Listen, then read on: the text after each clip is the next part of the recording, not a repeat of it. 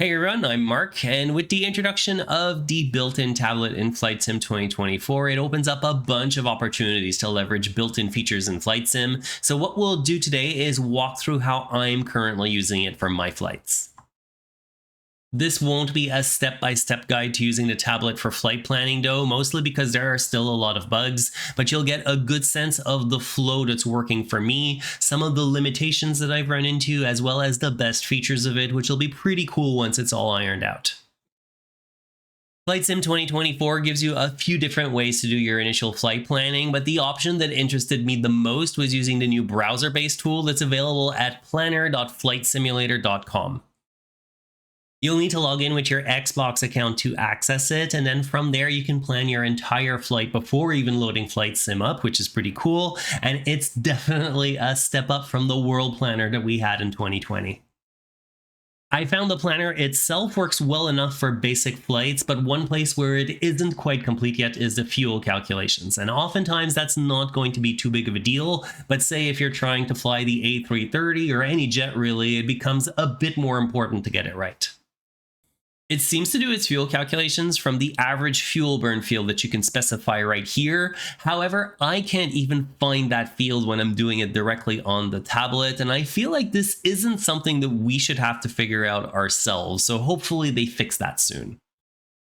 So with all of that in mind, I'm still using SimBrief for my initial planning for the most part, but as we're going to see, I do still bring what I planned into the native flight planner afterwards, just to make airport and chart information easier to access later on.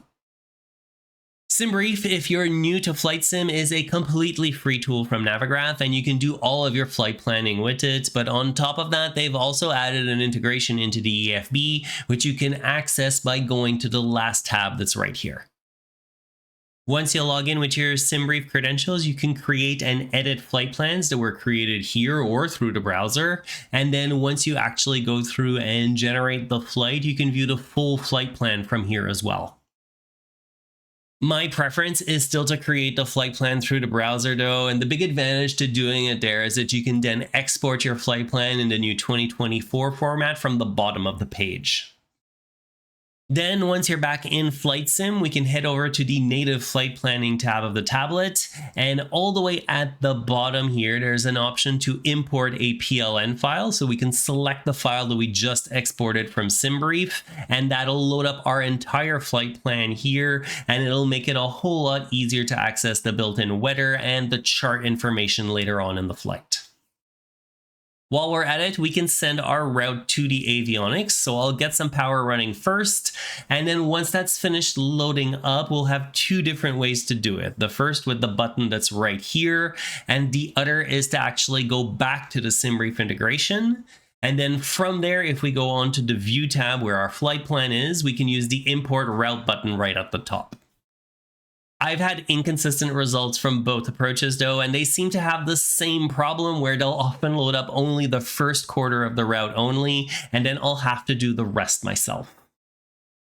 The next step that I go through is to set up the weight and balance, and I got a lot of questions about this when I asked about what you'd like to see in this video, so we'll spend a bit more time here.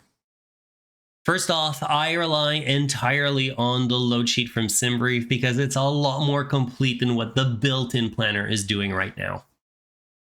To load everything up though, we can head over to the airplane tab and then into flight performances, and then finally into mass and balance, which will give us access to load up our plane with people, cargo, and fuel.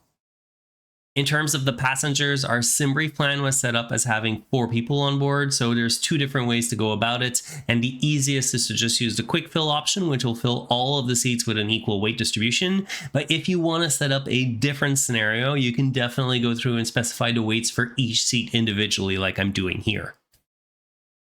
Now for the cargo, this is another bug that I ran into. If I try to put anything other than 0 here, I'll get errors when I try to load the aircraft, so I leave this empty for now, and I go straight to the fuel tab. One thing to be careful of on this page though is that it only seems to support gallons and pounds from what I could tell, so I've switched my SimBrief over to default to using pounds instead to make things just a little bit easier to transpose.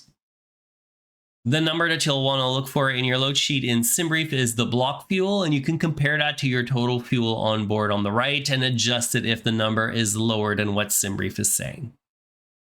For a small aircraft, you can just top up the tanks and go if you like, but if you're flying a business jet or an airliner, you'll definitely want to try and get it as close as you can to the block fuel number, because it'll help keep you under your max takeoff and landing weights. With the fuel level set, we can load the aircraft from here, and then a few seconds after that, hopefully you'll get a message that it's successfully completed and we can move on. Once you're ready to get underway, one thing that does work pretty well is to get airport, weather, and chart information for your departure and your arrival, which you used to have to go a little bit everywhere to find in 2020. Whenever I need airport details now, I actually just go back to the built-in planner tab. And since I loaded up the flight plan with the PLN file from SimBrief, I can very easily get departure or arrival information by pressing on the I that's next to the airport in question. That'll bring up 3 buttons down on the bottom left, with the information tab being super useful for smaller airfields because you can get the most important details that you'll need to land, like airport elevation, weather, and runways in just a couple clicks. On the weather tab, I really like how we get the raw METAR and TAFE alongside a visual representation at the same time, because it makes it easier to find details like the right altimeter setting, the winds, and even the cloud coverage all at a glance. One place where you might run into trouble though is if your airport doesn't have a weather report. There's no easy way from what I could tell to access the next closest METAR, which we used to be able to do in 2020 fairly easily, and it was at least something that you could fall back on. At that point, your best bet is going to be to rely on the instruments that you have on board, and in a glass cockpit you can always bring up the current winds and the PFD options, or alternatively you could overfly the airfield to find a windsock and get a rough idea of what to expect.